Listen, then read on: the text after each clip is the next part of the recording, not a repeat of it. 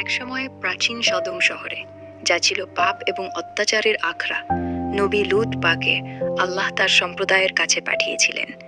সেই সম্প্রদায়ের লোকেরা ছিল অত্যন্ত পাপী। তারা চুরি, ধর্ষণ এবং সবচেয়ে নৃশংসভাবে সমকামিতায় লিপ্ত ছিলেন।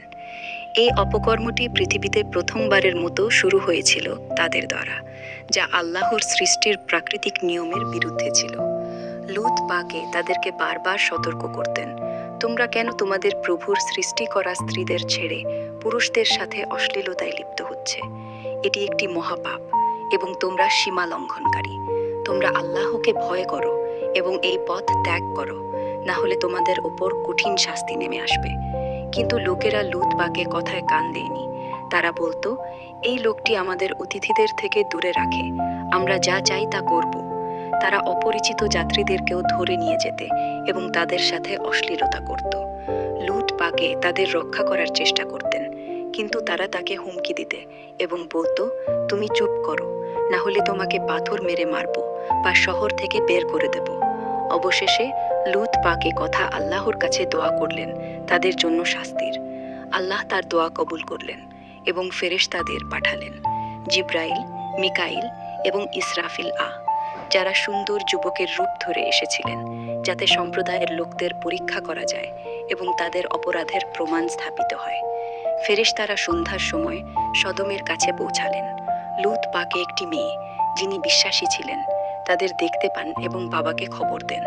লূত পাকে তাদেরকে দেখে অবাক হলেন। তারা ছিল অত্যন্ত সুন্দর এবং অপরিচিত। তিনি তাদেরকে অতিথি হিসেবে নিজের ঘরে নিয়ে গেলেন, কিন্তু ভয় পেলেন যে তার সম্প্রদায়ের লোকেরা তাদের দেখলে কি করবে। লূত পাকের স্ত্রী, যিনি অবিশ্বাসী ছিলেন, গোপনে শহরের লোকদের খবর দিলেন যে তাদের ঘরে 3 জন সুন্দর যুবক এসেছে। এই খবর শুনে লোকেরা উন্মত্ত হয়ে উঠল।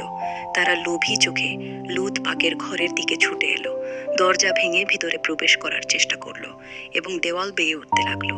তারা চিৎকার করে বলতে লাগলো, লূত, তোমার অতিথিদের আমাদের কাছে দাও, আমরা তাদের সাথে আমাদের মতো করব। লূত পাকে ভয়ে এবং দুঃখে কাঁপতে লাগলেন। তিনি দরজা আগলে দাঁড়িয়ে বললেন, হে আমার সম্প্রদায়, তোমরা আল্লাহকে ভয় করো। এরা আমার অতিথি, তোমরা তাদের অসম্মান করো না। তোমরা আমার মেয়েদের বিয়ে করো, তারা তোমাদের জন্য শুদ্ধ এবং হালাল। এই অশ্লীলতা ত্যাগ করো। কিন্তু লোকেরা হাসতে হাসতে বলতো, তোমার মেয়েরা আমাদের চাই না, আমরা তোমার অতিথিদের চাই। তারা আরও জোর করে দরজা ভাঙার চেষ্টা করলো। লূত পাকে অসহায় হয়ে পড়লেন এবং বললেন, হায়, যদি আমার কাছে শক্তি থাকতো বা কোনো শক্তিশালী সাহায্যকারী থাকতো, তাহলে তোমাদেরকে রুখে দিতাম। এই সময় ফেরেশতারা লূত পাকে সান্ত্বনা দিয়ে বললেন, হে লূত, ভয় করো না, আমরা তোমার প্রভুর পাঠানো ফেরেশতা। এই লোকেরা আমাদের কোনো ক্ষতি করতে পারবে না। তারপর জিব্রাইল তাদের চোখে আঘাত করলেন, যাতে তারা অন্ধ হয়ে গেলে এবং ভয়ে চিৎকার করে পালিয়ে গেলে। ফেরেশতারা লূত পাকে বললেন, তোমার পরিবারকে নিয়ে রাতের মধ্যে এই শহর ছেড়ে চলে যাও। তোমার স্ত্রীকে পিছনে তাকাতে নিষেধ করো। সকাল হলে এই সম্প্রদায়ের উপর আল্লাহর শাস্তি নেমে আসবে।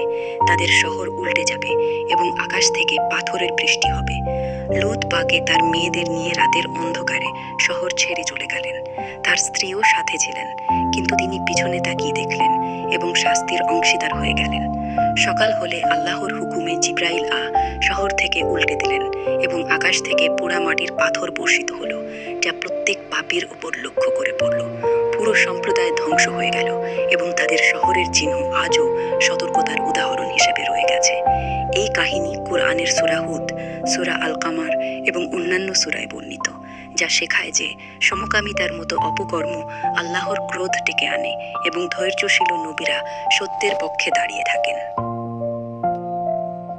Thanks for watching. If you enjoyed the video, don't forget to like, share, and subscribe for more content.